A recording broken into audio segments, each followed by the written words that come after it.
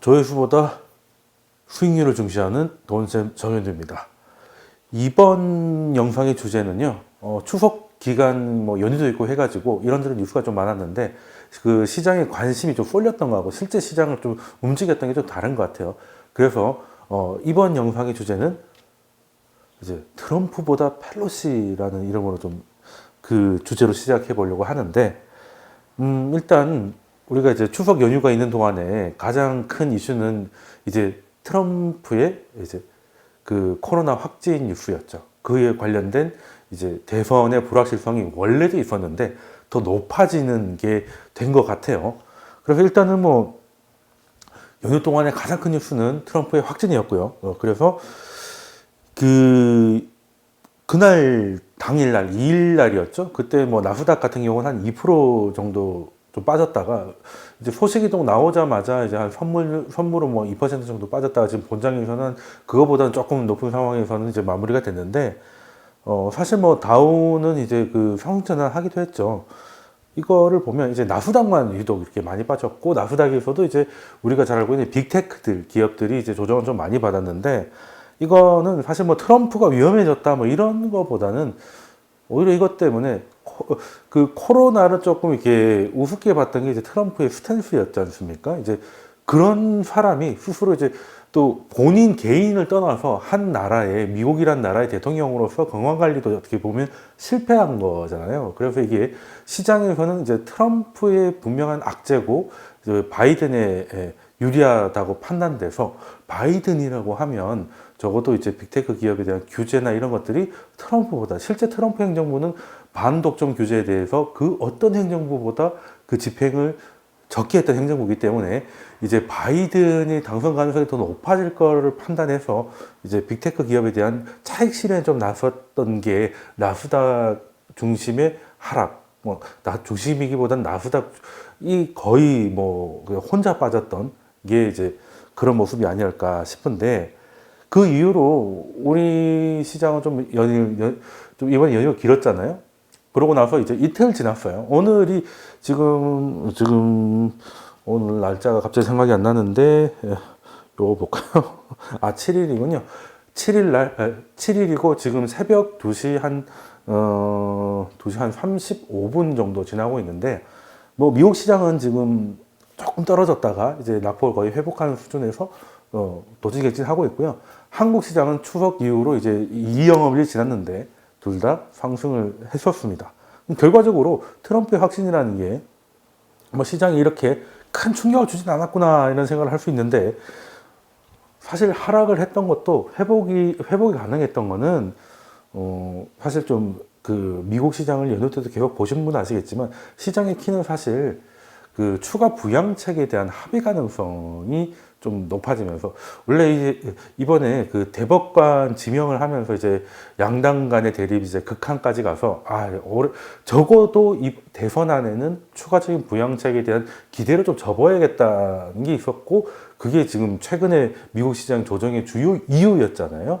이제 그래서 기대가 전혀 없는 상황에서 이제 하원이, 그러니까 지금 합의가 안 됐던 이유가 둘 다 부양에 대한 거는 이제 둘 다 확인은 됐는데 방법과 규모에 따라서 공화당 같은 경우는 이제 좀 1조 달러 이하에서 한 7천억 달러 정도를 하는 거고, 근데 돈을 너무 많이 뿌렸더니 실제로 그 실업급여를 받았던 사람 중에 68%가 급여보다 실업급여가 더 많았다는 거죠. 이런 상황이 되니까 이거는 그냥 이제 공짜 돈에 익숙해지면 경제활동을 안 하니까 이거는 끝도 없이 퍼줘야 돼 라고 해서 좀 줄이자 하는 게 공화당의 입장이고, 어느 정도 뭐 이해되는 부분도 없잖아 있죠.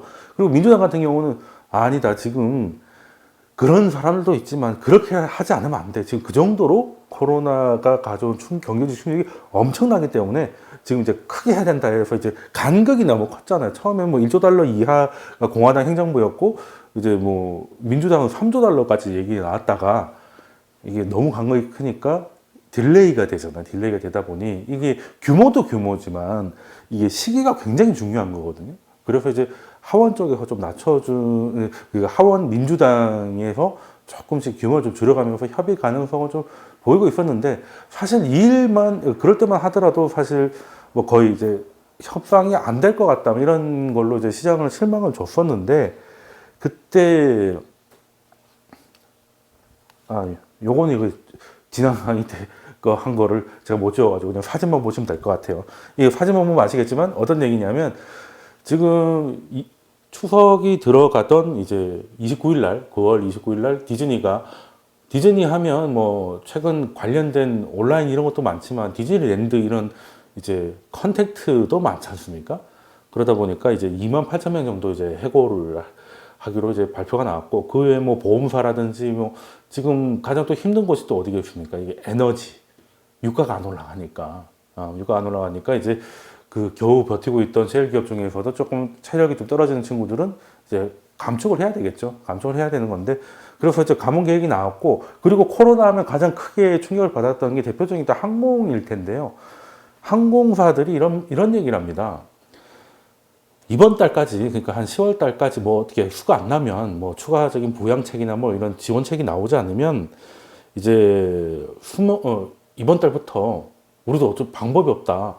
이제 수만 명 정도의 해고자가 발생을 할 것이다. 뭐 대표적으로 가장 큰 게 아메리카 에어라인이죠.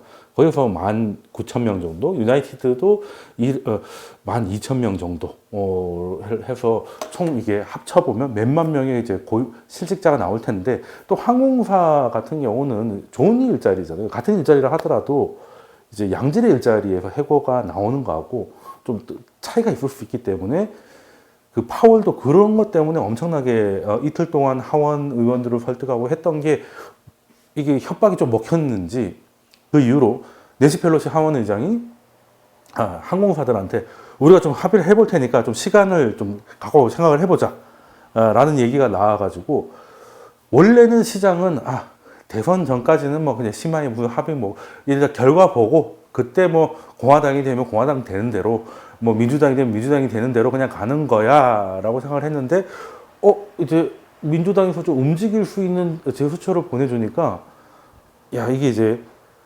기대감이 좀 올라갈 수 있는 거죠. 그래서 지금은 오히려 약간 충격을 받았던 거는 이제 트럼프의 확진보다는 바이든 당선 가능성이 좀 더 높아지면서 빅테크 기업에 대해서 이익 실현을 조금 하려는 물량도 없잖아 있었고, 그 이후에는 이제 합의 가능성이 아주 낮았다가 좀 낮은 수준으로 좀 그래도 올라왔고, 지금 한국 시간으로 한 7일 정도 되는데 하루 이틀 안에 무슨 합의가 나올 수도 있겠다는 얘기를 그 본인들이 했거든요. 그러면 기대감도 없잖아 좀 생길 수가 있는데, 지금 당장은 뭐 이렇다는 게 없는 것 같아요. 그래서 시장은 그냥 오늘 같은 경우는 특별한 방향성을 보이지 않고 있는데, 그래서 지금 가장 중요한 거는 이제 뭐 물론 대선도 있고 다 한데, 시장에서 가장 중요한 거는 뭐다?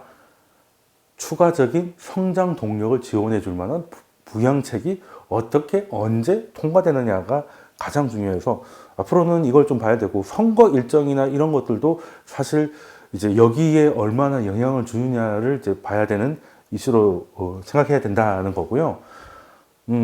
그래도 대통령이 지금 백신이나 치료제가 명확히 없는 병에 걸렸는데 아무 일도 없을까? 뭐 그렇지는 않았겠죠. 근데 과거 사례를 좀 찾아봤습니다. 과거 사례 중에 그나마 미국 대통령들이 암살을 당한 경우도 굉장히 많죠. 그래서 이제 예전 같은 경우는 조금 빼고, 지금 그나마 좀 최근에 대통령의 신변이 그 위협을 받았거나 혹은 뭐 사고가 일어났던 케이스를 한번 찾아보면은, 뭐 여러분이 제일 잘 알고 계신 게 이제 케네디 대통령 암살이 있었고, 그리고 81년에 3월인가요? 그때 레이건 대통령을 이제 총을 맞은 건 아니고 총격을 했던 사건이 있어서, 여기 그 현장 사진인데, 그때도 사실 뭐 위험했던 거죠. 케네디 같은 경우는 아예 사망을 해버린 경우고, 근데 그때 당시 뭐 다우의 움직임, 그때는 63년이니까 꽤 그나마 최근 중에서도 좀 먼데, 뭐 대통령 암살이라는 게 최근 들어서 그렇게 흔한 일은 아니니까. 그래 그때 보면 이제 다우가 이제 올라가다가 훅 빠졌다가 그냥 며칠 만에 다시 올라와서 그냥 갈 길 가요. 그냥 쭉 가다가 그냥 훅 넘어졌다가 벌떡 일어나서 가는 그런 기분이었고, 대통령이 죽었는데도 말이죠. 그리고 뭐 레이건 대통령 같은 경우는 이제 뭐 경호실만 난리가 난 거지, 실제 뭐 다친 건 아니니까 시장에서는 뭐 크게 뭐 이렇다 할 반응은 없었습니다. 반응은 없었는데, 그래서 냉정하게 피도 눈물도 없는 돈의 관점에 가보면 대통령의 암살이 지금 시장의 방향을 바꿀 수 있는 거냐? 아니, 다음 사람이 와도 그 사람이 똑같이 갈까? 그냥 간다는 거죠. 그래서 중요하면서도 어떻게 보면 이게 메인은 아닌 게 이제 정치였고, 실제는 이제 돈의 논리로서 움직이는 게 자본시장 아니겠느냐? 라는 건데, 그래서 이번에 트럼프의 코로나 확진은 지금 대선에 대한 불확실성이 커져서 변동성이 커진 상황에서 그 불확실성의 폭을 더 넓힌 거지, 방향을 바꾸는 건 좀 아닌 것 같다는 생각을 하셨을 거예요. 하셨을 거고, 저도 했던 거고. 자, 그러면 지금 이제 뉴스를 뒤덮고 있는 건 이제 트럼프 대통령의 건강이나 지금 또 이슈가 되고 있는 게 간편 검사에서 양성이 나왔는데 이제 그걸 그때 밝히지 않고 TV 토론도 하고 막 여러 가지 문제가 있어가지고 그런 이야기들이 있는데, 뭐 어쨌든 그건 이제 조금 이따 이야기를 좀 더 해보기로 하고, 지금 이제 중요한 거는 부양책이다라고 말씀드렸는데, 지금 코로나 이후로 회복이 굉장히 빨리 됐잖아요. 주가가 가장 빨리 회복됐고 경제도 회복이 되고 있는데, 그래서 지금 그나마 여러 뉴스 중에서 가장 그래도 좀 이렇게 좀 안심되는 뉴스가 뭐냐라고 하면, 이제 미국 하면 자동차 왕국이죠. 물론 자동차를 많이 만들기보다는 이제 많이 만든 건 이제 독일이나 이런 데겠지만, 이제 그 자동차 왕국, 그리고 자동차라는 건 그 자체보다 파생되는 소비도 굉장히 많잖아요. 그죠? 그냥 딱 어디까지만 왔다 갔다 하기 위해서 차가 있는 게, 차가 있으면 뭐 마트를 가더라도 좀 더 사게 되고 여러 가지 파생 효과가 있습니다. 그래서 미국은 GDP 70% 이상이 소비고, 그리고 소비와 관련된 것 중에 가장 중요한 것 중에 하나가 바로 자동차인데, 그래서 제가 거창하게 설명한 이유가 자동차의 판매가 꽤 많이 좋아졌다는 겁니다. 그래서 9월 달 자동차 판매, 미국은 이제 이걸 연율로 계산을 하는데, 그 1630만 대가 판매가 돼서 예상치 1570만 대보다 좀 많이 올라갔고요. 이게 연율로 따져서 1600만 대, 그러니까 9월만큼 팔리면 1년 동안 이렇게 팔면 1600만 대가 팔린다는 거예요. 연율로 했을 때. 그게 이번에 1630만 대가 나갔다는 거고, 1600만 대 정도의 판매 수준은 코로나가 미국을 덮치기 전 2월의 수준이 1680만 대 정도 된 걸로 알아요. 그리고 사실 한 50만 대 정도 차이 난다는 거죠.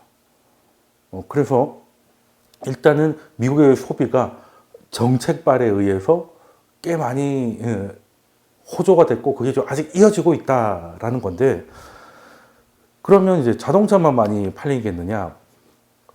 제조업 지수 보면 되죠. 월 초에 가장 중요한 것 중에 하나가 ISM 제조업 지수인데, 이번에 예상치가 56.5를 예상했는데 실제 발표된 건 55.4예요.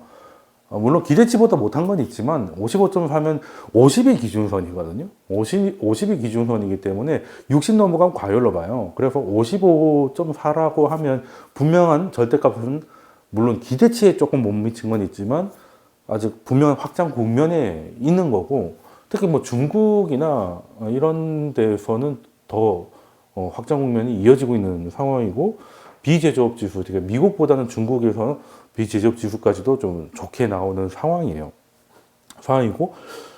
그 ISM이 또 그 제조업 지수가 좋으면 또 좋아야 될 게 이제 고용일 텐데, 고용이 이제 대표적인 게 좀 후행이긴 하지만 실업률이지 않습니까? 실업률이 지금 빠르게 내려오고는 있어요. 그래서 이번에 한 8.2% 정도 될 거라는 게 시장의 예상이었는데 실제로는 7.9%였습니다.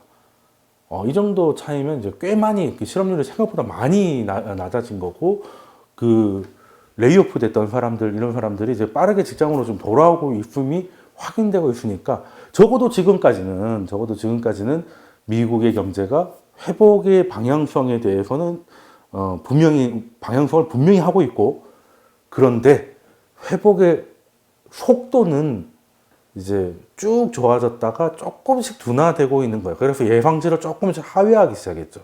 이게 어디서 나오냐면 이제 그 서프라이즈 인덱스라고 해가지고, 예상했던 것보다, 절대값은 중요하잖아요. 예상치보다 높은 게 낮은 것보다 얼마의 비중을 차지하느냐라는데, 미국은 조금 꺾이고 있습니다.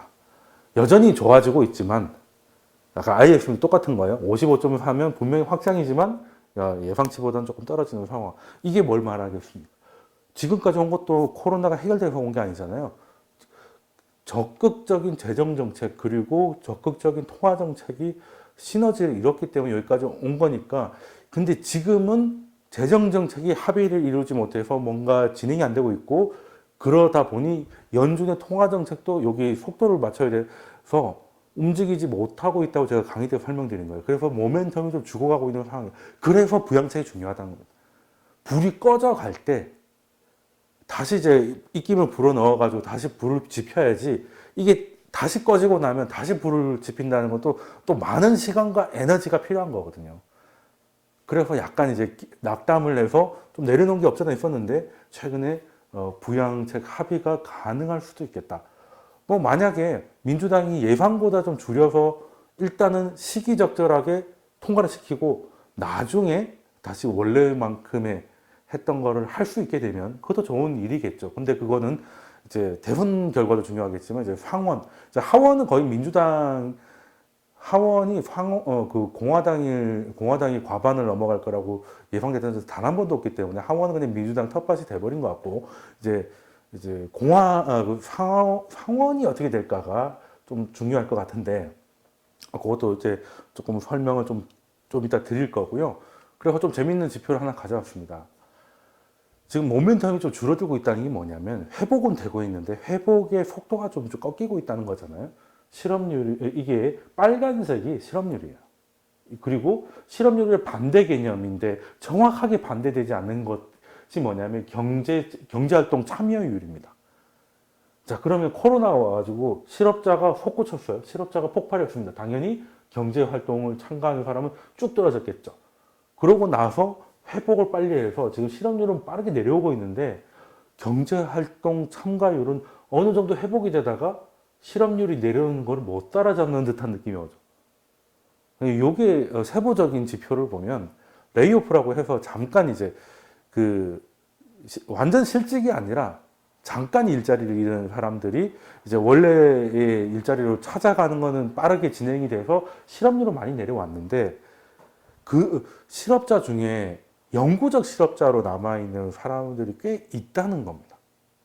그래서 그 와중에서도 좀 직장이 좀 괜찮고 이런 사람들은 빠르게 돌아와서 실업률은 내려가고 있는데, 그 내려가는 실업률이 이제 좀 양질의 일자리가 아닌 일자리들에게는 별로 그 영향을 주지 못해가지고 참여가 오히려 다시 꺾이고 있어요.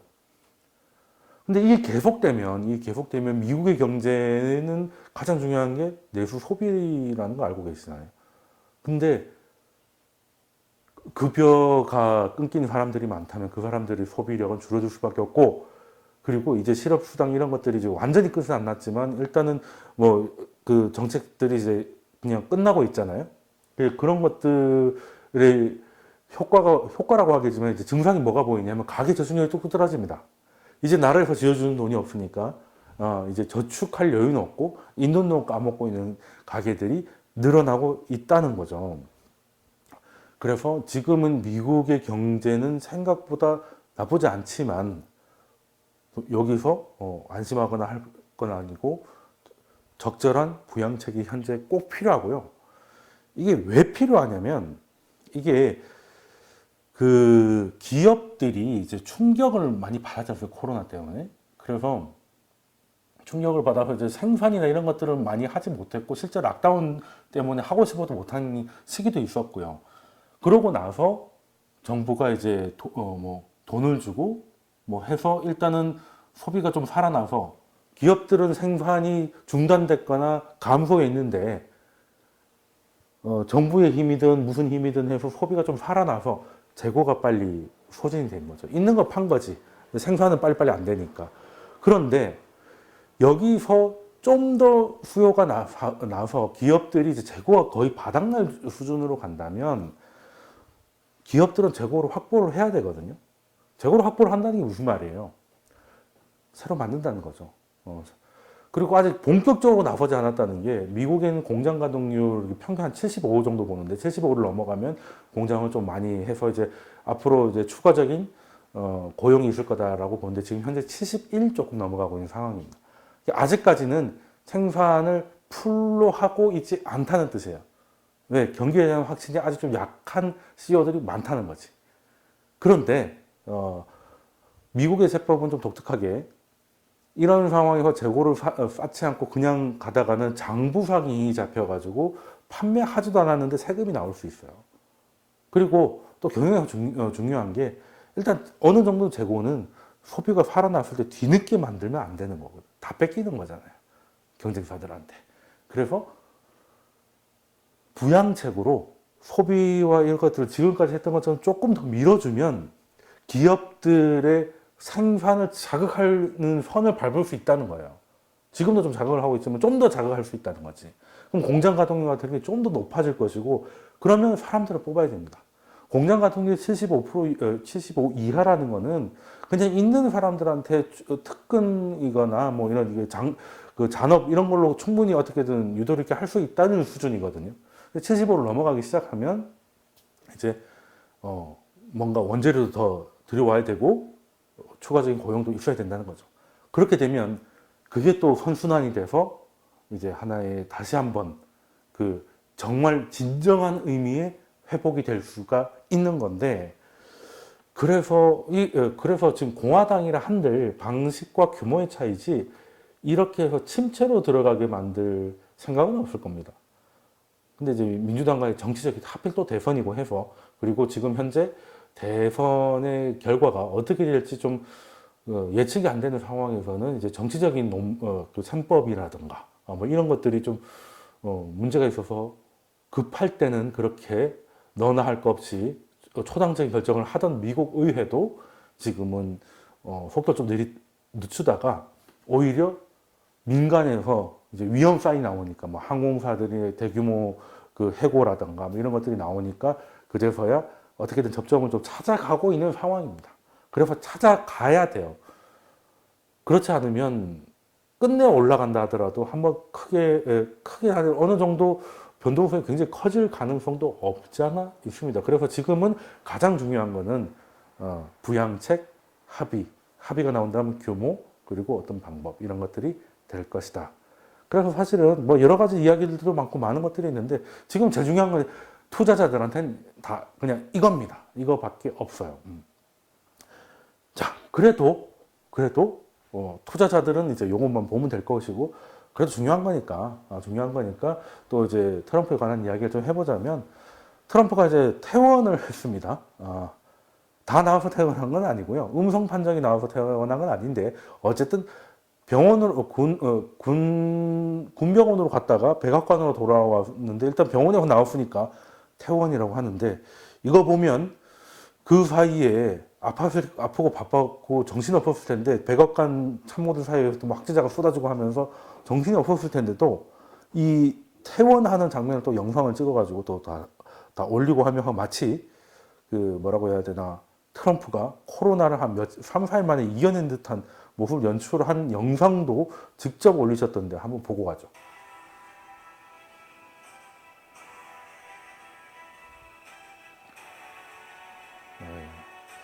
정말 이게 쇼맨십에 있어서는 트럼프로 따라갈 자가 과연 있을까 싶을 정도로 뭐 전쟁 이기고 온 것 같지 않습니까?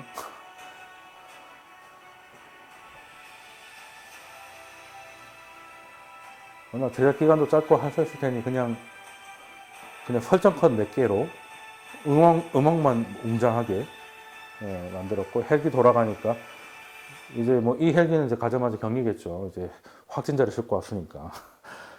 그리고 뭐 그 사이에 이것만 한 게 아닙니다. 또 이제 심지어는 이제 기념 주화까지 만들어서 팔고 있더라고요. 얼마나 급하게 올렸으면 아직 사진도 준비가 안 돼가지고 사진이 곧 준비될 거라는 게 있는데, 그래서 이제 그 트럼프 퇴원 기념 주화가 $100에 미국 안에서는 이제 무료 배송되고 있습니다. 이런 거 보면 트럼프는 참 타고난 사업가고, 뭐 물론 이 돈이 트럼프한테 가는 건 모르겠습니다만 어쨌든 참 대단한 캐릭터다, 이런 생각은 할 수밖에 없는데요. 자, 그러면 이거에 대해서 얘기를 조금 더 해볼 텐데,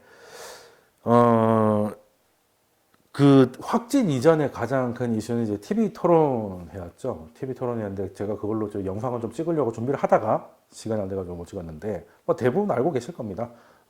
사진 한 장으로 정리를 했더라고요. 그냥 이제 이게 무슨 토론이냐 그냥 뭐 미국의 트위터들 이런 거 보니까 이거를 또 뭐 외국인들이 본다는 게 쪽팔린다 뭐 이런.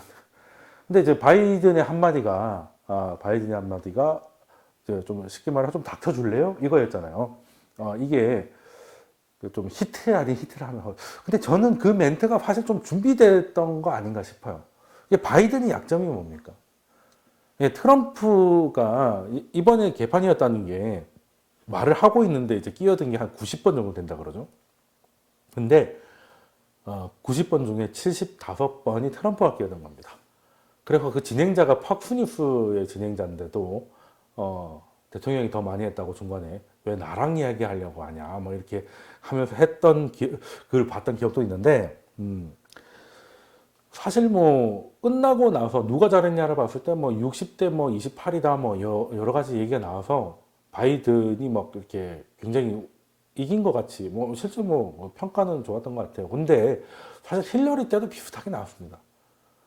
힐러리 때도 뭐 트럼프가 힐러리 이겼는데 등 뒤에 붙어가지고 막 쫓아다니고 뭐 거의 이제 그 참 대단한 것 같아요. 이거는 컨셉이 아니라 그냥 하늘이 내린 성격이다 싶을 정도로 그 정도로 했는데 이번에는 뭐 볼 것도 없죠. 볼 것도 없었는데 그래서 그런 트럼프를 2016년에 한번 당했지 않습니까? 이 재밌는 트위터에서 하나 가지고 왔는데요. 오늘의 한마디는 닥쳐줄래요였다. 힐러리도 그 말이 하고 싶었을 텐데 그때는 못했겠지 라고 했는데 힐러리 본인 계정입니다. 본인 계정이 등판해가지고 안 당해서 말도 하지 마 라고 글도 올리셨더라고요.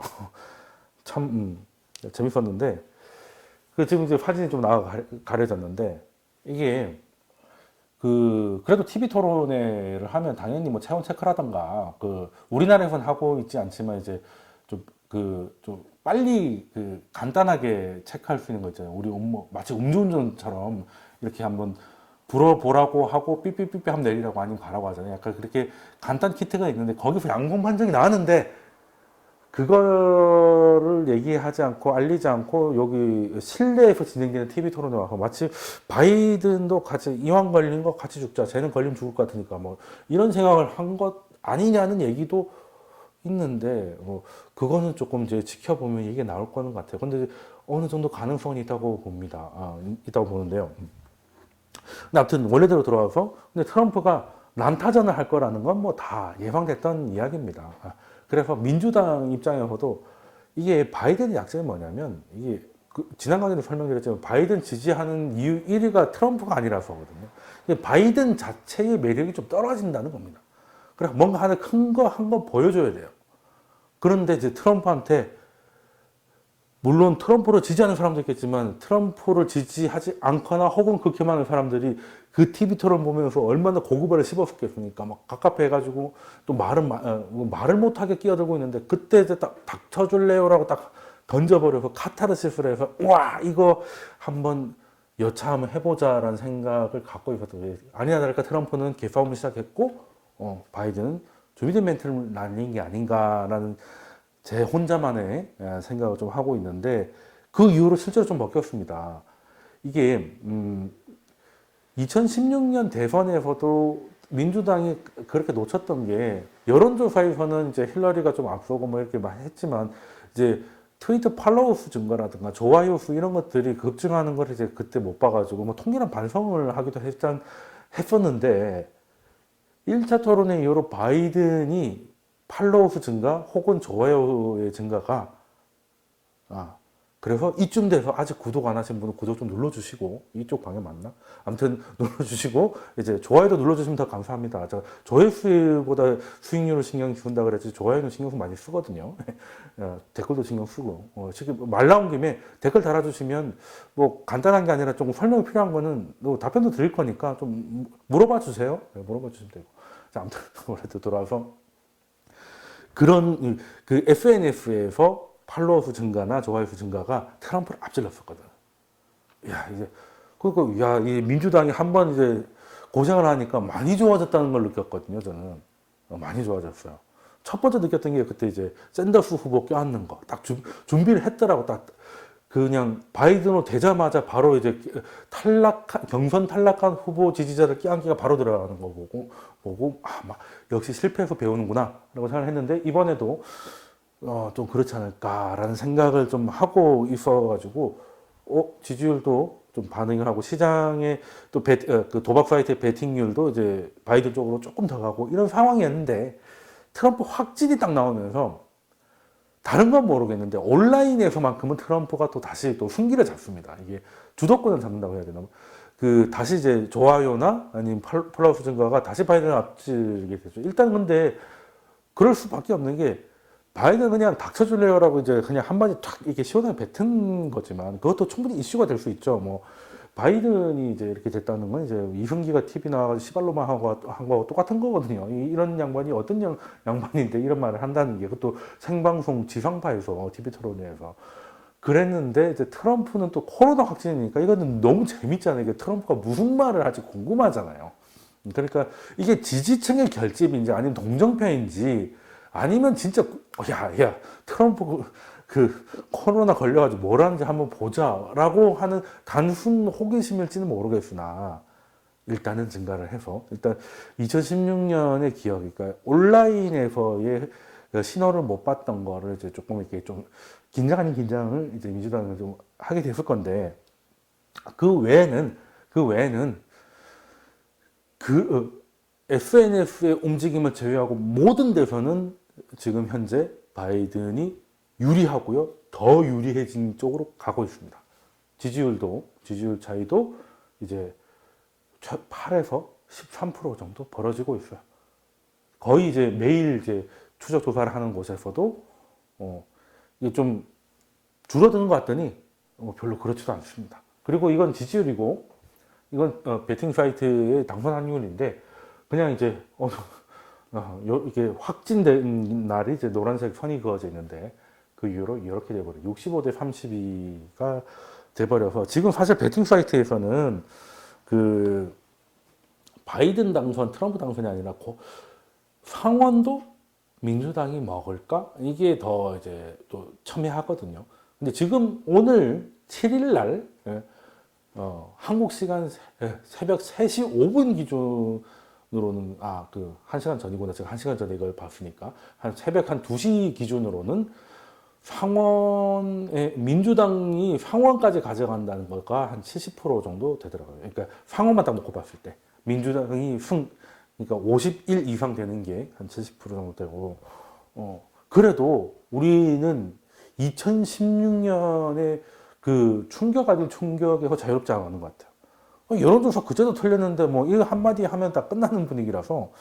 자, 근데 그때도 사실 변명 아닌 변명을 하면 여론조사가 틀렸던 건 이제 전체 득표에서는 힐러리가 이겼으니까 선거인단에서 그러니까 경합주가 이제 8개 중에 6개가 싹수리가 되면서 이제 된 거지 여론조사가 완전히 다 틀렸다고 보기에는 미국의 독특한 133년 넘은 희한한 선거제도를 좀 생각해 봐야 된다는 것이고 그리고 지지율을 봤을 때도요 이게 지금 힐러리하고 트럼프 2016년 대선 때 대선 직전까지 이제 지금 시기중까지 힐러리의 상대 강세거든요. 이게 이제 빨간색이 되어 있으면 이제 트럼프가 트럼프가 더 높다는 겁니다. 물론 힐러리 때도 여론조사에서 지지율이 계속 높았죠. 바이든도 마찬가지입니다. 근데 바이든은 뭔가 이제 그 차트로 놓고 봤을 때 요때쯤 하면 잘 안 물릴 것 같지 않아요? 잘 안 떨어지죠, 그죠? 그렇지 않습니까? 근데 힐러리는 심지어 반전될 때가 있어요. 그리고 4월을 넘어가면서 솔직히 추세가 죽었지 않습니까? 이게 반등이 약하잖아. 물론 막판에 직결이 없잖아 있었지만 요거는 좀 이때 분위기하고 요때 그냥 잠깐만 있었고 그 외에는 간당간당 했었고요. 근데 지금 바이든 같은 경우는 좀 지지율 차이가 꽤 오랫동안 좀 안정적인 모습으로 유지되고 있다는 게 보이는 거고, 그리고 이제 외환 시장을 보면 뭐 사실 이렇게 이런저런 예상은 할 수 있어요. 근데 이제 가장 이제 그 신뢰 왜 유튜브에서 뭐 뒷광고 뭐 이런 거 할 때 욕 많이 먹었던 게 실제로는 이제 광고비 받았으면서 이제 내 돈 내산 뭐 이렇게 해가지고 자기 돈 주고 샀다 뭐 이렇게 하면 신뢰도 높아지잖아요. 그죠? 네. 그러면 실제 베팅도 자기가 실제 돈을 내는 거 아니면 뭔가 뭐 선물 거래를 하거나 할 때는 그냥 지지율 표시가 아니라 자신의 돈을 실제로 베팅하는 거잖아요. 그래서 시장에서 나오는 게 진짜라고 저는 생각을 하는데 외환 시장에 그러니까 그 트럼프 확진 이후로 한 5일 정도 되는 시간 동안에 외환 시장 흐름을 놓고 보면 외환 시장은 사실 트럼프보다는 바이든 당선에 조금 무게를 싣는 것 같아요. 일단 왜 그러냐? 왜 그러냐면 일단 달러 인덱스가 그 한 5일 동안 0.2% 정도 하락을 했거든요. 그럼 이제 달러가 내려갔다는 건 상대 쪽에 있는 게 올라갔다는 뜻이잖아요. 근데 이제 상대 쪽에 있는 것 중에 이제 위안화도 있을 거 있고 대표적인 유로화인데 유로화는 0.3% 정도 강세를 보여요. 달러가 빠진 0.2% 빠지는 동안. 근데 재밌는 건 위안화가 0.44% 절상이 됩니다. 빠진 것보다 두 배 올라갔고 유로화보다 더 강세로 갔다는 거죠. 이게 무슨 말이냐, 왜 그러냐라고 보면 바이든과 민주당도 중국을 견제합니다. 근데 견제하는 방법에 있어서 관세는 싫어한다는 거죠. 그건 굉장히 비판을 해왔어요. 실제 저도 그랬고, 그냥 징벌적인 관세를 통해서 대중국 관세를 한 거고, 근데 이렇게 되면 이걸 관세를 중국이 낸 거예요. 중국은 관세 때문에 가격 경쟁력을 잃는 거지 실제 돈을 내는 건 미국 구매자지 않습니까?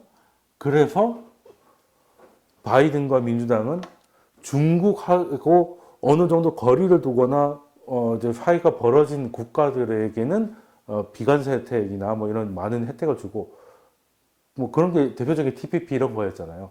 그러니까 이런 걸로 돌아가는 그런 걸로 할 거니까 관세는 중국이 명분만 주면 철폐될 가능성도 있다라는 거거든요. 그러면 중국 입장에서는 다른 것도 다른 거지만 이제 관세가 좀 힘들었는데 그러면 중국의 수출 경쟁력이 다시 좋아질 수도 있는 거잖아요. 아직은 좀 예단일 수 있지만 그래서 중국이 달러 빠지는 거에 비해서 조금 더 강세로 가지 않았나는 좀 생각을 좀 해보고 그리고 이제 그걸 떠나서라도 바이든이라고 하면 이제 세금을 좀 높이는 게 높이기보다 원래대로 좀 돌리는 거죠. 근데 그것도 그 충격이 있을 수 있으니까 그거를 상쇄하기 위해서 대규모 재정 정책을 뿌려가지고 요거를 이제 좀 그 효과를 좀 희석시키겠다. 그러니까 충격을 희석시키겠다는 거잖아요. 근데 재정 정책을 많이 쓰면 재정 적자가 늘어나고 미국에서 재정 적자가 늘어나면 달러는 약세로 갑니다. 그럴 수밖에 없죠. 그리고 트럼프가 제일 힘들었던 게 뭐예요? 대통령답지 않은 돌발 행동 이런 것 때문에 시장의 변동성을 키웠다는 거거든요. 시장의 변동성이 커지고 시장의 위험이 커진다고 느껴지면 안전자산으로 자금이 도피하는 경향이 나타나고 그중에서도 달러로 많이 가잖아요. 그럼 달러 강세가 오르잖아요. 그래서 지금 우리나라 같은 투자자들한테 가장 리스키한 게 뭔가 나스닥이나 뭐 이런 것들이 촥촥촥 빠지기 시작하는데 그리고 채권 금리가 내려가고 그러니까 채권으로 돈이 간다는 거죠. 그러면서도 달러가 강해지는 그림이 나올 때 일단은 굉장히 위험 신호거든요. 지금까지 늘 그래왔어요.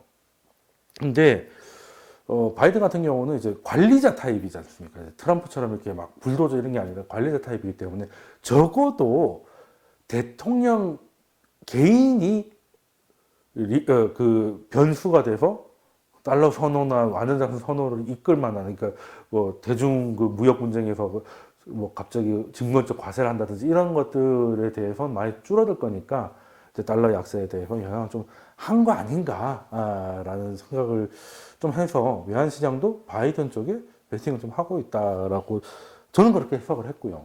저는 그렇게 해석을 했는데 아니 근데 돈쌤이 강의하는 거는 얘기 들어보니까 뭐 바이든이 당선될 것 같이 얘기한다. 물론 일단 바이든 당선은 점치는 데가 실제로 많긴 많아요. 많고 이렇게 나오는 게 있으니까 그렇게 얘기하는데 아직 알 수 없는 거죠. 알 수 없는 거죠. 그리고 아직도 2016년의 그날의 기억을 잊지 못하신 분은 많긴 많을 겁니다. 그래서 트럼프 대부분의 자료와 여론조사나 아니면 각 유명 대학에서 하고 있는 모델들이 이제 트럼프보다 바이든 쪽에 손을 두고 있지만 트럼프가 재선될 거라는 거는 얘기가 없느냐, 그건 절대 아닙니다. 그건 절대. 그 대표적인 분이 니얼 퍼거슨 교수인데요. 스탠퍼드대 교수시죠. 일단 이분이 블룸버그에 이제 칼럼을 기고를 하면서 재선될 가능성이 생각보다 높다. 라는 이제 칼럼을 기고를 했는데, 일단 뭐 논리가 한 9개 이유가 한 9개쯤 되는데, 중요한 것들이 일단 첫 번째가 트럼프 지지자일수록, 공화당 지지자일수록 민주당 지지자에 비해서 여론조사에 거꾸로 대답하는 경향이 많다. 그러니까 대답을 안 하거나 거꾸로 민주당이라고 거짓말하는 경우가 꽤 많다는 거죠. 그리고 아직도 샤이 보터는 10% 정도 존재한다. 그래서 지금 뭐 바이든이 확실한 게 뭐 한 270개 선거인단 중에 한 180개 정도를 확보를 했고, 120개인가 뭐 하여튼 100몇십 개를 확보를 했고, 트럼프가 지금 뭐 한 100개 남짓 안 되니까 이제 좀 많이 떨어지는데, 이 10%가 경합주에 집중되고 경합주에서 만약에 트럼프 쪽으로 쏠리기 시작한다면, 특히 뭐 플로리다, 텍사스가 넘어가면 80개 정도 되나요? 뭐 그 정도, 한 50개 정도 될 거예요. 그렇게 되면 이제 장담 못 한다는 거죠. 그래서 이제 2016년처럼 그 여론조사 이런 것보다는 실제 이제 넘어갈 것까지는 여론조사가 그걸 못하니까 그런 게 있을 수 있다. 그 샤이 트럼프 아직 무시하지 못하고 미국의 독특한 선거제도 절대 무시하지 말라 말씀을 하신 거고. 그리고 또 재밌는 게요. 8월 달에 총기 판매량이 전년 대비 58% 늘었습니다.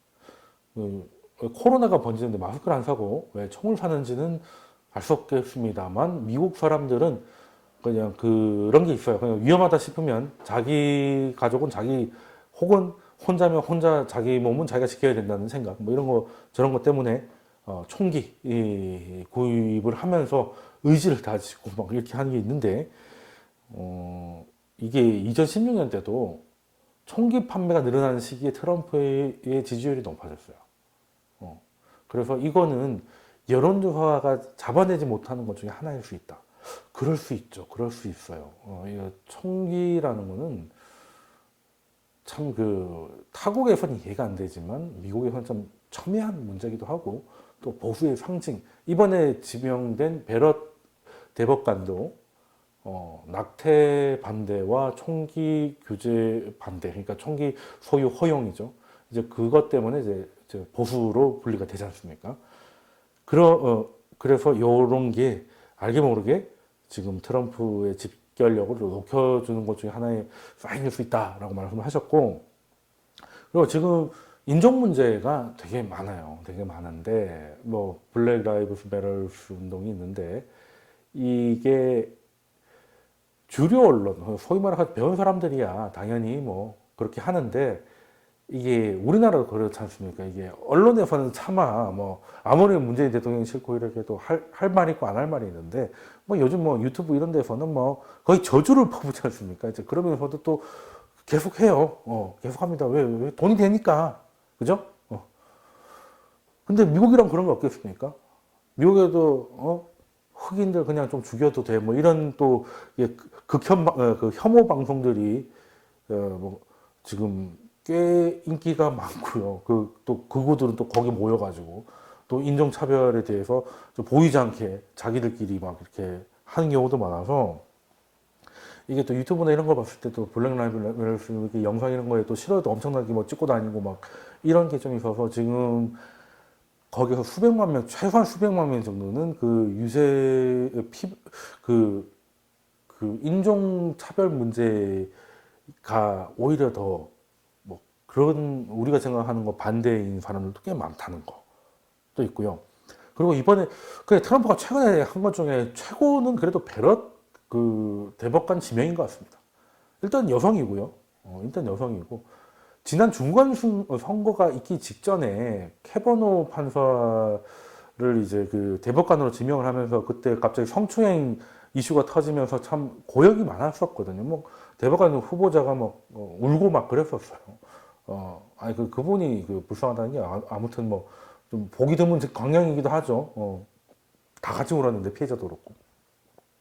근데 이번엔 또 여성이고 자녀가 7명인데요. 그중에 2명이 또 입양입니다.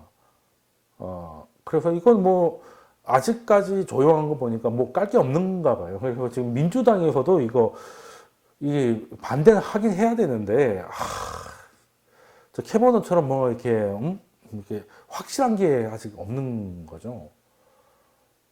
그러니까 이제 민주당에서도 연방 대법원이 보수화 되는 거 지지자들 사이에서도 막 스트레스가 있지만 중간 선거 때처럼 이렇게 뭉쳐가지고 뭔가 하기에는 이게 좀 저런 양반도 어디서 구해왔을까 뭐 이런 생각이 좀 들기도 하고 그런 것도 있기 때문에 그러면서도 또 보수 진영의 또 집결에는 또 브렛이 굉장히 또 큰 역할을 할 수가 있어서 이거 우습게 볼 건 아니다. 물론 민주당 지지자들도 이제 이거에 대해서 막아야 된다 뭐 하고 있는데 공화당이 집결하는 것도 새벽 시간에 이렇게 차들이 많이 다니네요. 이게 집결하는 것도 뭐 무시할 순 없다라는 건데 물론 한 명의 얘기만 뭐 듣고 이제 말씀드리는 건 아니고 지금 각종 이제 중요 대학에서 자기들만의 이제 모델을 만들어서 대선 결과를 예측하고 하는 경우가 많아서 제가 지난 강의에도 좀 용하신 분들 몇 명 소개를 해드렸는데 그때는 다 이제 바이든의 승리를 점쳤기 때문에 이번에는 이제 트럼프의 승리를 점친 곳을 좀 가져왔습니다. 여기 보면 스토니 브룩스 대학에서 프라이머리 모델로 1912년부터 지난 대선까지 26번의 대선 중에 24번을 맞춘 모델입니다. 여기는 이제 일단은 1960년 이후로는 웬만하면 재선된다. 한 번 빼고는 다 됐다. 는 것도 있고요. 현직 프리미엄이라는 거죠. 그리고 당내 경선에서 압도적으로 나간 사람이 본선에서도 유리하더라. 그래서 근데 바이든이 이제 압도적은 아니었죠. 뭐 그냥 뭐 어렵지 않게 된 것도 있긴 하지만 트럼프는 뭐 경선에서 히트가 좀 컸죠. 물론 지금은 뭐 경선할 것도 없었습니다만. 그래서 이제 이런저런 걸 예측을 했더니 놀랍게도 트럼프의 당선 확률이 91%고 바이든은 9%라고 나왔는데요. 그래서 270명을 모아야 되는데 선거인단에서 362명을 모을 거는 이건 경합주 다 가져가는 건데 아무튼 뭐 이런 것도 있습니다. 그래서 뭐 미국 대선에 대해서 지금 뭐 얼마 남지도 않았지만 뭐 미리 이렇게 뭐 예단을 하고 움직이고 할 필요는 없을 것 같아요. 근데 시장은 은근슬쩍 이렇게 여차하면 움직일 수 있다는 거 안에서 자리세를 좀 잡고 있는 것 같긴 한데 여기에도 아무래도 이슈가 될 거는 트럼프가 과연 이제 퇴원을 했는데 진정한 의미의 퇴원이 아닌 건 알고 있잖아요. 예를 들어서 이제 나가서 대규모 유세는 못 한다더라도 뭔가 온라인 메시지라도 보내야 될 텐데 병원에서 환자복 입고 하고 있으면 되게 웃기잖아요. 코로나 별거 아니라더니 선거일 때 병원에서 유지하고 있다 하면 되게 그림이 안 나오니까 어떻게든 격리가 돼도 백악관에서 해야 영상을 찍어도 그림이 나올 테니까 무리해서 했을 텐데 뭐 그건 충분히 이해가 됩니다. 그럴 수밖에 지면 안 되니까. 그래서 이제 제일 먼저 한 게 백악관에 도착해서 제일 먼저 한 게 아까 보셨다시피 마스크부터 벗었잖아요. 코로나를 이겼다. 코로나는 별거 아님. 뭐 이런 메시지를 보이려고 하는 것 같은데 진짜 괜찮아? 정말 누가 봐도 물론 코로나가 변이가 돼서 치사율은 이제 원래 한 2% 정도 됐지 않습니까? 거기 1%로 떨어졌고 대신 전염력이 높아졌고 이게 어떻게 보면 코로나와 인간이 좀 친해지고 있는 과정이라고 해야 되나? 이제 서로 맞춰가는 과정이 있긴 한 것 같은데 적어도 한 3종의 변이가 있었던 것 같은데 그래도 트럼프는 뭐 나이가 70이 넘었고 그리고 제가 남보고 비만이라고 하긴 좀 죄송합니다만 어쨌든 저보다 한 20kg는 더 나가시는 거구시고 하니까 소위 말하는 고위험군이죠. 고위험군인데 정말 4일 만에 벌떡 일어나서 아무렇지도 않게 백악관에 있을 수 있나? 아까 영상을 찍을 때요.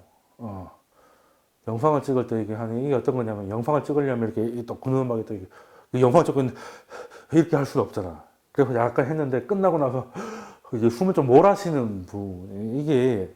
이게 뭘 말하냐면 지금 폐의 상태가 사실 좋지 않다는 거예요. 그러니까 이제 그 산소 포화도가 떨어지는 거지. 그래서 잠깐 숨을 참아도 엄청 이렇게 숨이 가쁘고 하니까 잠깐 사진 찍는다고 이렇게 하고 있는데 하나 둘 셋 착각하고 나니까 하고 있다는 거예요. 그래서 의사들이 이걸 딱 보니까 저거는 산소 치료를 해야 된다. 저 정도면 뭐 그렇다고 이제 백악관이 무슨 고산지대에 있는 것도 아닌데 무슨 뭐 이렇게 그렇다고 뛰어와 가지고 찍은 것도 아니고 그냥 서 있는 거 사진 찍었는데 저 정도면 지금 폐의 상태가 평소보다 많이 떨어져 있다. 그래서 지금은 약발이다, 쉽게 말해서. 그래서 보면 이게 미국이 막 반등을 할 때 갑자기 트럼프가 이게 보시면 알겠지만 이거 12분 만인가요? 1, 2분 단위로 이게 거의 같거나 뭐 이렇게 게다가 또 다 이제 대문자입니다. 그러니까 사람이 왜 그 주사 있는 사람들은 목소리 커지고 했던 말 또 하는 사람들이 있죠. 근데 왜 이러냐면 이제 뭐 렘데시비르나 뭐 이런 거를 좀 처방받아 하는데 그 중에 그 스테로이드 치료, 그 스테로이드 맞으면 이제 쉽게 말해서 이제 약에 조금 이렇게 약발이 강한 거 아니에요? 스테로이드제. 왜 운동선수 그거 맞으면 바로 뭐 메달 다 뺏기고 난리 나잖아요. 그겁니다. 그래서 그 치료를 한 거는 확실해요.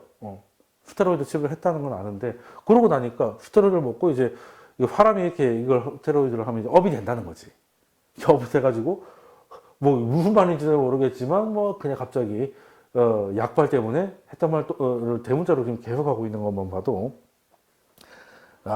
참, 근데 이게, 코로나라는 게 보통 이제 뭐 최대 한 보름이라고 하지만 잠복기 한 3일 정도가 좀 많기도 하고 그러면서 이제 증상이 제대로 나타난 이후로 한 일주일간은 상태가 나빠지면서 그 사이에는 바이러스량이 굉장히 증가해서 전염력도 높은 상황이잖아요. 지금 딱 그때가 트럼프가 지금 딱 그 시기입니다. 그 시기인데 대통령이다 보니까 초반에 일반인들이 하기 힘든 뭐 이런 치료를 집중적으로 좀 과도할 정도로 받아버리니까 약발 때문에 지금 진짜 병의 진행 상황을 모를 수 있는 그런 위험도 있다는 얘기가 분명히 설득력이 있다고 느껴지고요.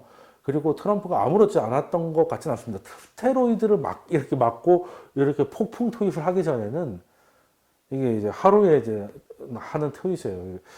대단합니다. 대통령 하면서 하루에 트윗을 50개를 하려면 도대체 그래서 그런 말이 있어요. 트럼프는 코로나가 치료해야 된다. 관심병을 치료해야 된다 하는 말이 있는데 그 정도 대단하지 않습니까? 이게 뭐 대통령이보다 인플루언서에 가까운 사람이죠. 어떻게 보면 하루에 50개를 매일 이렇게 보낸다는. 아무튼 이러다가 갑자기 쭉 떨어졌어요. 확진된 날이죠. 되게 몸이 안 좋았나 봐요. 전 세계가 자기 확진 뉴스에 해서 지금 투입을 해야 되는데 지금 이제 하루에도 50개 하던 분이 두 개, 한 개로 줄어들었습니다. 그러고 나서 스테로이드를 맞고 렘데시비를 맞고 나서는 또 폭풍 투입을 날리면서 그리고 낸시 펠로시가 이제 부염책에 대한 합의 가능성을 언급해서 미국이 좀 반대를 했었었는데 뭐 어떻게 될지 모르겠습니다. 제가 뭐 의사도 아니고. 근데 지금 트럼프가 뭐 20년 전에도 뭐 20년 전으로 돌아간 것 같다 뭐 이런 말도 하던데 뭐 그런 거야. 그럼 한번 아신 분은 아신 거 왜 그 뇌신경 할 때 그 프로포폴 맞으면 뭐 한 푹 짠 것처럼 이제 개운하다고 하잖아요. 저는 아직까지 못 해봤는데 그런 기분일 거예요. 스테로이드 맞았더니 그냥 약발로 확 올라오니까 내가 회춘한 것 같아 뭐 이런 생각인 것 같은데 그게 진짜 병이 그렇게 돼서 그런 건지 아니면 그냥 약발인 건지 좀 지켜봐야 될 것 같고요. 그리고 일단 그러다 보니까 이게 그 주치의라든가 의료진에 대한 의심도 좀 많이 늘어나고 있습니다. 일단은 대통령의 그 건강은 굉장히 중요한 국가 안보지 않습니까? 그래서 이럴 때는 좀, 그러니까 개인의 사생활이기 이전에 뭔가 좀 알려져야 될 필요가 있는 것 같은데, 의료진들이 좀 불리하다 싶으면 약간 정치적인 질문은 이제 받지 않겠다는 식으로 좀 돌아가고, 지금 가장 확실한 게 지금 이렇게 숨을 헐떡거리고 있으니까, 뭐 폐 사진이라던가 뭐 아니면 이제 그 혈중에 뭐 이렇게 그 바이러스 양을 이제 하는 게 있거든요. 이런 것들에 대한 이제 결과치를 좀 알려달라고 하면 대통령의 사생활, 국가 안보 이런 걸로 하고 있고, 대통령은 지금 뭐 기분이 좋다 뭐 이런 식으로 뭐 기분이 좋은 거하고 건강이 좋은 건지 좀 애매하긴 비슷한 말인지 다른 말인지는 잘 모르겠습니다만 어쨌든 그런 약간 빙빙 돌려서 대답하는 듯한 느낌.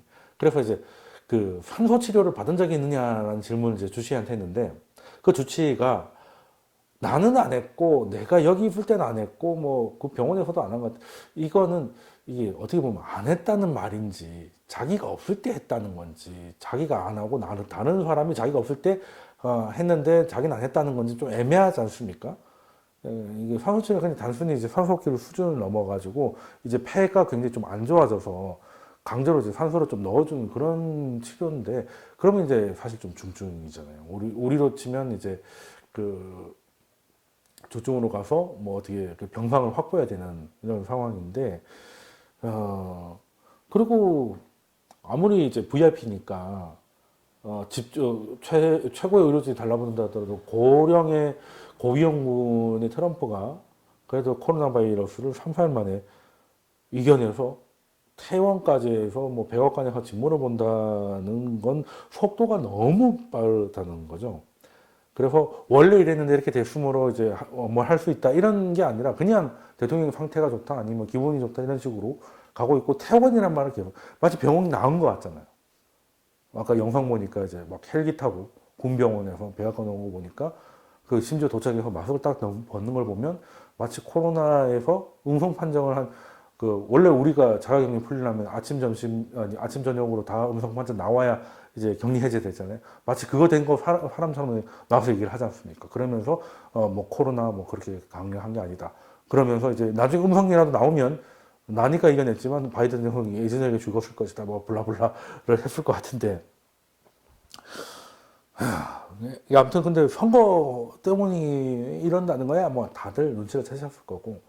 근데 앞으로 트럼프한테는 트럼프 본인 건강이 제일 중요할 것 같아요. 진짜 이제 많이 회복된 것처럼 움직일 수 있거나 영상이라도 찍을 수 있는지, 그게 안 돼서 누가 봐도 연약한 환자가 된다면 자기한테는 더 힘들어질 수가 있겠죠. 뭐 근데 그건 어떻게 될 수 없는 어떻게 될지 알 수 없는 거니까 좀 지켜봐야 될 문제인 것 같습니다. 자, 그러면 지켜봐야 될 건 지켜보기로 하고요. 미 대선은 사실 벌써 진행 중입니다. 뭐 몇 주 남았다 얘기는 하지만 그거는 당일날 이야기고, 실제 사전투표와 우편투표가 실제 지금도 이루어지고 있고요. 그리고 그날이 11월 3일이 진짜 당일이 될지, 그날 결과가 진짜 그 결과가 나올지 안 나올지도 알 수 없는 참 초유의 상황입니다. 미국이라는 나라가 이런 걸 걱정해야 되는 나라가 됐는데, 아무튼 크게 여러 가지 이제 시나리오를 좀 생각을 해봐야 돼요. 투자자라면 뭐 어떤 시나리오가 있을 수 있고 어떤 시나리오가 확률이 높고 거기에 맞춰서 대응 전략을 갖고 있어야 투자자라고 할 수 있겠죠. 자, 그러면 이제 크게 한 세 가지. 그러니까 일단은 가장 가능성이 나는 게 하원을 공화당이 이제 가져가는 건데, 그럴 가능성은 거의 없어 보이고, 그건 빼고. 그래서 이제 그 상원과 대통령직만 놓고 봤을 때는 한 세 가지 정도의 시나리오가 가능합니다. 트럼프가 재선에 성공하고요. 상원을 지금처럼 공화당이 계속 가져가는 겁니다. 그리고 이제 두 번째 경우는 이제 바이든이 당선이 되고 하원은 민주당, 상원은 공화당. 이 되는 거죠. 지금에서 대통령만 바뀌는 겁니다. 그리고 세 번째가 바이든이 승리를 하고 상하원 모두 민주가 가져가는 거죠. 자, 그럼 1번의 경우는 이제 트럼프가 이제 재선이라는 하나의 관문까지 넘었고, 그리고 상원을 이제 그 공화당이 그대로 가져가기 때문에 지금보다 더 트럼프다워질 것이다. 는 거는 어렵지 않은 예상일 것 같아요. 그리고 시장만 놓고 보면 일단 가장 좋아할 게 빅테크 기업이겠죠. 일단 트럼프 행정부는 앞서 말씀드렸다시피 반독점 규제가 가장 우려스러운데 반독점 규제를 가장 안 쓴 행정부가 트럼프였기 때문에 그런 행정부가 이어진다는 것은 나스닥 중심, 대형 기술주 중심의 쏠림 현상이 한동안 더 심해질 수 있겠다. 그리고 중국이나 뭐 이렇게 대외에도 동맹보다는 미국 우선 이런 것들이 좀 본격화될 가능성이 좀 있는 것 같고, 그리고 옛날보다 영향가 떨어진 뭐 동맹이나 지역에 대해서는 약간 토사구팽하는 모습도 보였다시피 그게 더 강화되지 않을까 이런 생각을 좀 해보고요.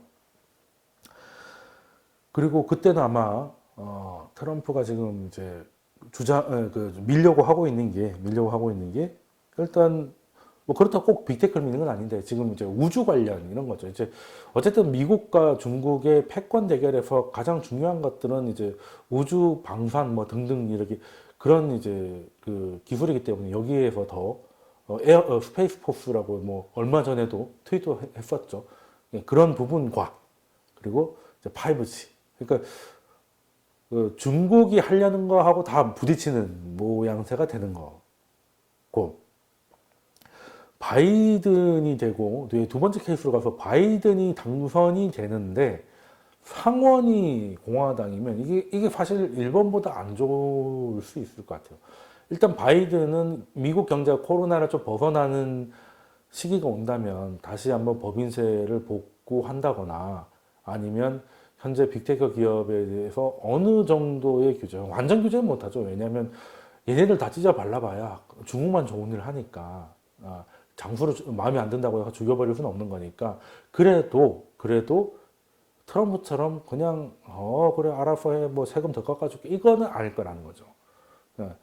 그렇게 되면 성장주의 대형 기술주, 대형 성장주, 독주가 좀 이렇게 좀 지체할 수 있고 그렇다고 가치주나 이런 걸로 바로 가기에는 대규모 부양책을 하기에는 상원을 넘지 못할 가능성이 있기 때문에 이렇게 되면 조금 애매해지는 것 같아요. 그래서 차라리 1번보다 2번이 조금 그때는 시장이 방향이 바뀌기보다는 뭐 색깔이 좀 많이 바뀔 것 같은데 일단 이런 것도 한번 일단은 감안을 해야 될 것 같고 세 번째 시나리오가 이제 그냥 민주당 싹쓸인데요. 이렇게 되면 일단 성장주는 이제 바이든 되는 걸 그렇게 좋아하긴 힘들 겁니다. 일단은 뭐 규제는 안 한다 하더라도 어느 정도 경제가 회복됐을 때 법인세만 높여도 가장 노출되는 게 많은 게 대형 기술주들일 거기 때문에 뭐 빠지진 않겠지만 과거 같은 그렇게 동력을 계속 이어가기에는 조금 부담이 생기지 않을까라는 생각이 들고 대신에 그 법인세 인상이나 이런 것들에서 오는 충격을 재정 정책으로 커버한다는 게 민주당은 원래 큰 정부를 추구하는 정당이니까 이제 그러면 정책이 밀어주는 곳 뭐 이런 곳에서는 또 다른 기회가 있기 때문에 이미 많이 먹었고 앞으로는 좀 부담이 생긴 성장주보다는 다른 새로운 먹거리를 찾아 자금이 좀 이동할 가능성에 대해서 충분히 좀 염두를 해둘 필요가 있고요. 당연히 바이든 같은 경우는 이제 뭐 친환경이나 이런 것들이 그 첨단 산업에 대한 투자 이런 것들은 거의 트럼프와 동일한데 약간 결이 다르죠. 약간 결이 달라서 지금은 이제 그냥 딱 플랫폼 기업 뭐 이런 딱 뭐 몇 개의 기업으로 압축되면 쫙 달렸던 게 약간 분산되고 다변화될 가능성도 한번 좀 생각을 좀 해보고 대응을 하자. 근데 뭐 미리 어떻게 될지 어떤 시나리오가 될지 모르니까 뭐 미리 포트를 하기 쉽지 않겠지만 일단은 사람이 무슨 일이 딱 터졌을 때 그래도 생각해 놓은 게 있어야 그 생각대로 움직이거든요. 그 뭐 제가 좋아하는 책 중에 하나 그런 말이 있었는데 일본 사람인데 생각을 좀 짧게 정리하는 정리 기술인가 뭐 그런 책이 있었어요. 근데 거기서 했던 게 그 사람이 이제 정리를 짧게 해야 된다는 걸 생각을 했던 게 이제 2011년 동일본 대지진 때. 그러니까 사람이 이게 큰 사건이 터지면 머릿속이 하얘진다 그러죠. 어떻게 될지 몰라요. 그래서 이때는 그 짧은 순간에도 생각할 수 있는 시나리오 전략들을 몇 개 갖고 있어야 내가 생각하지 않았던 시나리오가 펼쳐진다 하더라도 패닉이나 공황 상태가 좀 줄어들고 좀 이렇게 감정적으로 움직일 확률이 좀 줄어들고요. 이렇게 그 전략을 미리 그리고 아직 시간 남았으니까 전략을 좀 더 꼼꼼히 할 수 있는 시간이 있으니까 전략을 좀 만들어가면, 그리고 머릿속에 간단하게 정리해 둘 필요는 있겠다라는 생각이 들고요. 사실 모든 거 배우는 건 그런 것 같아요. 아무것도 모르면 막막하기 때문에, 알고 보면 정말 아무것도 아니지만 처음에는 그 막막함이라는 벽이 너무 높거든요. 그래서 일단 뭔가를 좀 알고는 해야 되는데, 알고 한다는 게 한계가 있어요. 해보지 않고 안다는 건 또 한계가 있거든요. 예. 그렇기 때문에 우리가 걸음을 걸을 때 왼발 오른발 이렇게 앞으로 나가지 않습니까? 그래서 최소한의 배움, 그 이론을 통해 가지고 경험을 조금 하면 조금 앞으로 갈 수 있고요. 이 경험을 토대로 이론이 좀 더 들립니다. 이런 식으로 한 걸음 한 걸음 가는 것이 경제 공부고, 경제는 수학처럼 딱딱딱딱 단계가 있는 건 아니에요. 저는 그냥 개인들은 뭐 저처럼 이런 직업을 가지고 있는 사람이 아니고서는, 개인들은 그냥 경제는 수요와 공급으로 가격이 결정되고, 가격을 결정하는 건 시장이고, 시장의 역할은 가격의 발견이구나. 그러니까 결국에는 수요와 공급이 중요하다. 시장은 있으니까요. 그리고 MVPY. 예. 화폐 수량설인데, 요거에 대한 이해. 이거는 뭐 방정식도 아니죠. 돈이 얼마나 늘어났냐, 돈이 얼마나 도느냐 하고 가격과 성장률은 같다는 거죠. 일적인 예를 들어보면, 경기가 나쁘다는 건 돈이 안 돈다는 거잖아요. 그래서 MVPY 중에 V가 도는 벨로시티거든요. 돈의 통화량이 돌지 않는 거거든요. 그러면 그게 줄어드니까 뭘 키워야 됩니까? M을 키우는 거죠. 그게 금리를 인하하고 강제 완화를 하는 겁니다.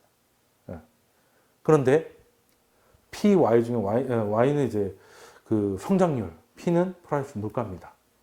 그러니까 돈을 풀었는데 다행히 경제가 회복되면 이제 성장률이 나오고, V도 다시 올라가니까 M은 이제 적당히 하면 되고, 가격도 어느 정도 지켜지는데, 성장이 안 나오는데 돈을 찍으면 이렇게 인플레이션이 올 수 있겠다 라는 건데, 근데 지금 왜 인플레가 안 옵니까? V가 극단적으로 떨어지고 있거든요. 아무튼 뭐 이런 걸 설명하려고 하면 좀 많아지는데, 그 두 개만 이해하셔도 뭐 크게 어렵지 않을 것 같습니다. 예. 그러면서 그 많은 경제 지표 중에서 중요한 것들 몇 개 추리고, 지금 중요한 게 어떤 건지, 그리고 지금 시장이 관심을 가지는 게, 지금 같은 건 부양책 같은 거죠. 이제 그런 거에 대한 이해가 있다면 뭐 크게 어렵지 않다는 거고요. 물론 뭐 지나보면 유용한 지수들이 되게 많습니다.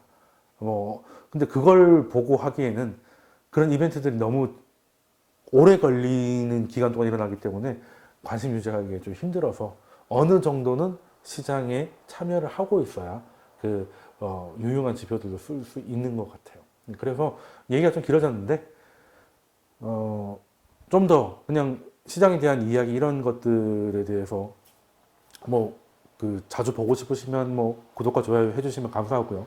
그리고 추가적인 질문이 있으시면 댓글로 남겨주시면 당연히 답변을 해드릴 거고, 그리고 좀 더 소통의 공간이 좀 필요하시고 적극적인 투자, 교육, 이렇게 실제적인 투자가 필요하신 분들은 제 카페에 오시면 또 저희 프로그램이 있으니까 안내를 또 해드리고 소통회장에 참여를 하시면 좋은 경험이 될 것 같습니다. 그러면 오늘 영상은 여기까지 하고요. 다음 영상에서 찾아뵙도록 하겠습니다. 감사합니다.